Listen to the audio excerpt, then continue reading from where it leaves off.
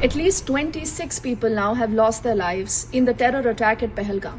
This is one of the most dastardly and cowardly attacks that you have seen. Is there a Pak angle behind this? The answer, like they say, is pretty obvious. Now, I'm going to first up tell you more about what we know about the attack so far, what has been happening, before we deep dive into what you need to know as far as the big picture is concerned. Who's behind the attack clearly is a question that everyone is asking. You're looking at the agencies hot on the heels right now to figure out those at least 2 to 3 terrorists who we are learning were actually dressed in army fatigues. And initial reports also indicate that they actually identified a lot of these tourists.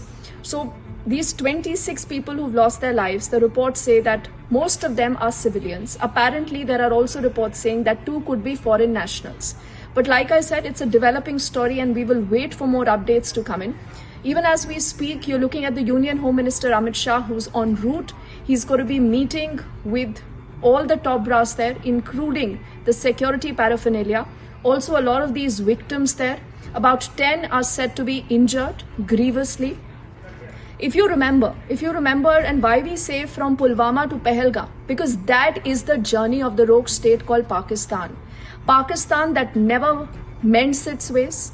Pakistan that will always look for more proof no matter what you actually put it out, whether it is 26/11, whether it is Pulwama, whether it is anything.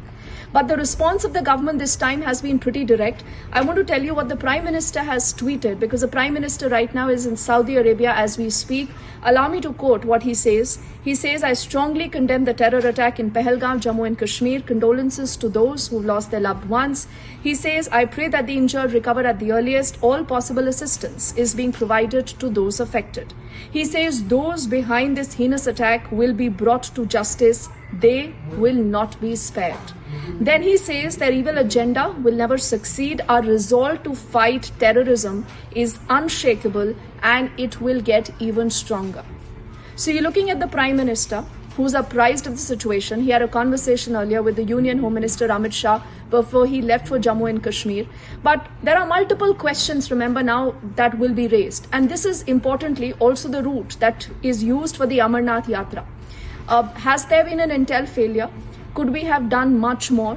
How did Pakistan actually attempt, how did they plan something as audacious as this? Because ever since the surgical strikes, and at least over the last many years, where we were looking at a Naya Kashmir, you were looking at a boom in the tourist industry. Bang in the middle of all this, you have Pakistan attempting this cowardly attack yet again, and 26 lives lost. This clearly means that you will have to raise the cost for Pakistan. And don't forget one more important factor that I want to tell you. When Bill Clinton, you would recall, when he was visiting India, again there was a high-profile attack. When Barack Obama was visiting India, again you had seen Pakistan and its nefarious designs attempting a terror attack. And this time around, you have the Vice President of America here in India. And at that very point, why has Pakistan done this? Is this because it wants to keep the Kashmir pot boiling? Is it because it also wants to deflect attention from a lot of its own problems, including Balochistan? And don't forget, the comment that was made by the Pak Army Chief in just the last 5 days, where he hit out at the Hindus in India.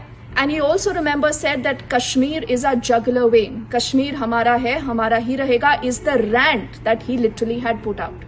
And even today, there are a lot of these reports, and I'm sure you must have seen this on the social media, of how a lot of these tourists were singled out. And they say ki humse pucha gaya, what is your religion? So if you just connect all these dots, if you look at the enormity, the scale of this attack, one thing is very clear. We clearly will have to raise the cost for Pakistan. A surgical strike, one surgical strike was not good enough.